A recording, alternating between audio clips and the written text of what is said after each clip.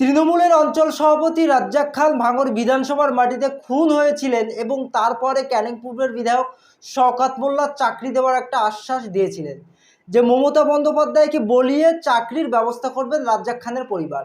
আজকে রীতিমতো শওকত মোল্লা যে চাকরির জয়েনিং কাগজ একেবারে মিডিয়ার সামনে প্রকাশ করলেন। এটা দেখে প্রমাণিত হলো যে একেবারে মমতা বন্দ্যোপাধ্যায়ের অনুপ্রেরণায় শওকত মোল্লা চাকরির ব্যবস্থা করলেন রাজ্জাক খানের পরিবার। ইতিমধ্যেই রাজ্জাক খানের পরিবার চাকরি পেলেন, কিন্তু বিরোধী রাজনৈতিক দলের যারা নেতারা রয়েছেন তারা কিন্তু এবার একটা প্রশ্ন তুলছেন। হ্যাঁ, তারা বলছেন যে নওশাদ সিদ্দিকীর মদতে কিন্তু রাজ্জাক খানের পরিবার চাকরি পেয়েছে। সত্যি কি এই চাকরির পেছনে নওশাদ সিদ্দিকীর 10% কি সহযোগিতা রয়েছে? এই আওয়াজ কিন্তু তুলছেন যারা আইএসএফের একাধিক নেতারা রয়েছে। হ্যাঁ, এটা নিয়েও সোশ্যাল মিডিয়ায় উঠছে প্রশ্ন। এই মুহূর্তে রয়েছেন চালতাবেড়িয়ার বিরোধী দলনেতা আলমগীর হোসেন। তিনি কি বলছেন শোনাবো আপনাদের। দাবি রেখেছিলাম যাতে সে চাকরি পায়। এই নওশাদ সিদ্দিকী এমএলএ মহাশয় আমাদের ভাঙড়ের বিধায়কও দাবি করেছিলেন যাতে সেই শোকাহত পরিবার তার ভবিষ্যতের ভাবনা ভেবে যে চাকরিটা পেলে তার সচ্ছল দিনদান আসবে। তাই আমরা দেখলাম যে তিনি চাকরি পেয়েছেন, এই খুশিতে আমরাও খুশি। কিন্তু যদি এটা গ্রুপ ডি বা এরকম হসপিটালে না হয়ে আরও যদি কোনো একটা উন্নত মানের চাকরি যার যার জন্য যদি সেই অ্যামাউন্টটা অনেক একটু বাড়তো, টাকার অ্যামাউন্টটা, তাহলে সচ্ছলটা আরও ভালোভাবে হতো।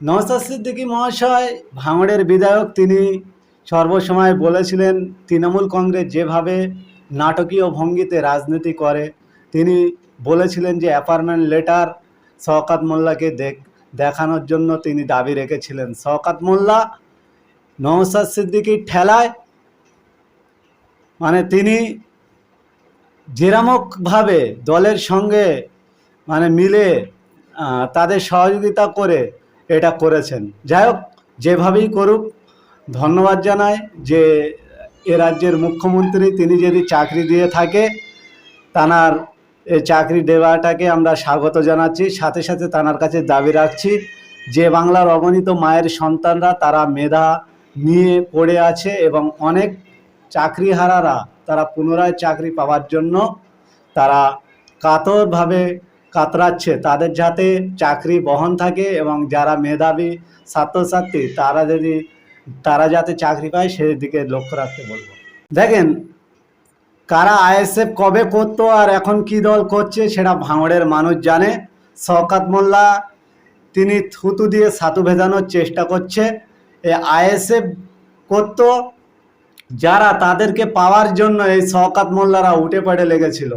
আজকের যতদিন তারা আইএসএফের সঙ্গে ছিল, এই আজহারউদ্দিনের কথা বলছেন তো, আজহারউদ্দিনের যতদিন আইএসএফ ছিল, আজহারউদ্দিনের পরিবারের উপরে, আজহারউদ্দিনের বংশের উপরে কিভাবে নির্মম অত্যাচার এই তৃণমূল কংগ্রেস করত, সেটা ভাঙড়ের সহ পানাপুকুর সহ চালতাবেড়ি অঞ্চলের সবাই জানে। আজকের আজহারউদ্দিনকে কিভাবে নিয়ে যেতে হয় তৃণমূলে, তার জন্য সব থেকে বেশি যদি কেউ কষ্ট করতে হয় সেটা করেছিল এই শওকত মোল্লারা, এই রাজ্জাক খানরা। আজকের আজহারকে আইএসএফের তকমা লাগানো হচ্ছে, আইএসএফের তকমা লাগানো হচ্ছে। আমি শুনলাম যে রাজুকে নাকি বিজেপির তকমা লাগিয়ে দেওয়া হচ্ছে। একটা উত্তরণী পড়ে থাকা ছবি দেখিয়ে অন্য দলের উত্তরণী পড়লে যদি সে দল হয়ে যেত না, অনেক কিছু হতো। আমরা দেখেছি এই শওকত মোল্লাদের একটা প্রোগ্রাম ছিল যে কিছুদিন আগে গিয়ে বাড়ি বাড়ি গিয়ে মানুষের সমস্যা জানার জন্য একটা প্রোগ্রাম ছিল। সেইখানে ভাঙড় 2 নম্বর ব্লকের একজন কর্মদক্ষর সঙ্গে ওই বুথের, রাজু যে বুথের, ওই বুথেরই একজন ব্লকের কর্মদক্ষর সঙ্গে তিনি দক্ষর সঙ্গে বাড়ি বাড়ি গিয়ে মানুষকে বোঝাতে গিয়েছিল এই রাজু। এখন নিজেদের দলের মানে অস্তিত্ব ঠিক রাখার জন্য, ব্যালেন্স ঠিক রাখার জন্য উনি ভুলভাল বলছেন। আমি শওকত মোল্লাকে বলবো, আপনি যদি দেখতে চান আমি দেখাতে পারি, এবং সোশ্যাল মিডিয়ায় যদি পোস্ট করার প্রয়োজন মনে হয় অবশ্যই আমাদের কাছে প্রুফ আছে। তিনি কয়েক মাস আগে তৃণমূলের হয়ে বাড়ি বাড়ি গিয়ে প্রচার করেছেন, মানুষের সঙ্গে গিয়ে বুঝিয়েছেন, জনপ্রতিনিধিদের সঙ্গে থেকে জনপ্রতিনিধির সাথী সেজে তিনি ওই পানাপুকুর গ্রামে ঘুরে ঘুরে বেরিয়েছেন, তার জ্বলন্ত প্রমাণ আমাদের কাছে আছে। দেখেন, তৃণমূল কংগ্রেসটা আজকের বিপদগামী দল, এটা সর্বপ্রথম বাংলার মানুষ বুঝে গেছে, ভাঙড়ের মানুষেরও বোঝা দরকার। ভাঙড়ের মানুষ তো সেই মানুষ তৃণমূলের হাতে অত্যাচার হয়ে হয়ে, নির্মম অত্যাচার পেয়ে পেয়ে একটা নূতন দলকে সাপোর্ট করে জিতিয়েছেন। আজকের ভাঙড়ের সুবুদ্ধি সম্পূর্ণ মানুষ তারা জানেন যে কিভাবে তৃণমূল এখানে সাধারণ মানুষের উপর ক্ষতি করেছে।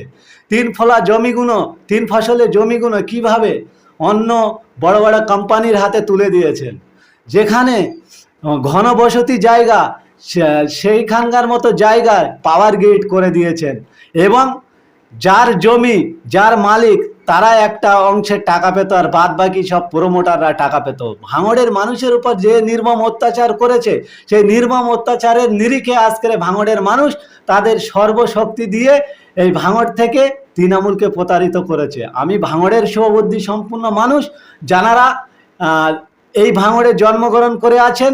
শওকত মোল্লা অনেক নাটক করবে, তৃণমূল কংগ্রেস অনেক নাটক করবে, এদের নাটকে এদের অভিনয়ে যদি পা দেন আবারও এর থেকে বড় ভয়াবহ কিছু আমাদের পরীক্ষা দিতে হবে। তাই ভাঙড়ের সুবুদ্ধি সম্পূর্ণ মানুষ, জাত ধর্ম বর্ণ নির্বিশেষে সমস্ত মানুষের কাছে আমরা আহ্বান করছি, দলমত নির্বিশেষে আমরা সুন্দর একটা সমাজ গড়ার জন্য একত্রিতভাবে আমরা গণতন্ত্র রক্ষার স্বার্থে আমাদের যে বিধায়ক আছে, মানুষের বিধায়ক, মানুষের কণ্ঠস্বর পীরজাদা নওশাদ সিদ্দিকী মহাশয়কে আমরা পুনরায় নির্বাচিত করব বলে আমরা আশা করছি।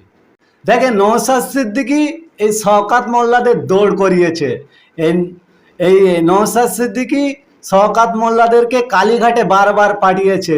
নওশাদ সিদ্দিকীর আইএসএফ এর জন্য যারা এখানে আছে তারা আর সাধারণ মানুষের সেইভাবে আর অর্থ লুট করতে পারে না।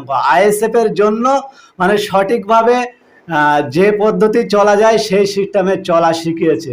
এই নওশাদ সিদ্দিকী হয়তো বলেছিল বলে শওকত মোল্লা চ্যালেঞ্জটা অ্যাকসেপ্ট করে আমার রাজ্জাক ভাইয়ের পরিবারের একজনকে চাকরি দিয়েছেন।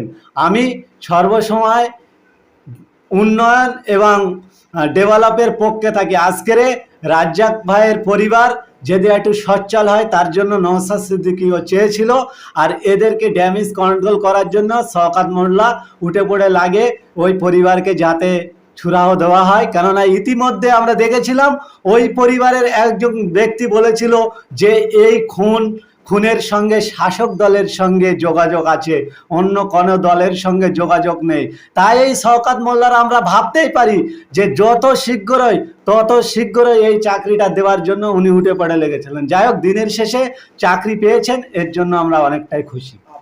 দেখেন, জিহাদ কথার অর্থ কি শওকত মোল্লা জানে? শওকত মোল্লা যদি না জানে, জিহাদ হচ্ছে আরবি ভাষা, জিহাদ কথার অর্থ হচ্ছে তৈরি হওয়া।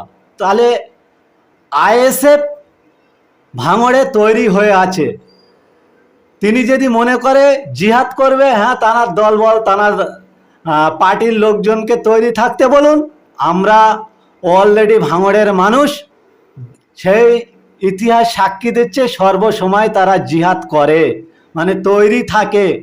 জিহাদ মানে মারপিট এমন কোনো ব্যাপার নয়, এটা হয়তো উনি জানেন না। তো ওনাকেও জিহাদ করানোর জন্য, জিহাদ হবার জন্য তৈরি থাকতে বলবো। ভাঙড়ের মানুষকে নিয়ে উনি যদি জিহাদ ঘোষণা করতে চায়, ওনার ঘোষণাকে ভাঙড়ের মানুষ অ্যাকসেপ্ট করে ওনার সঙ্গে জিহাদ করবে বলে আমরা মনে করছি।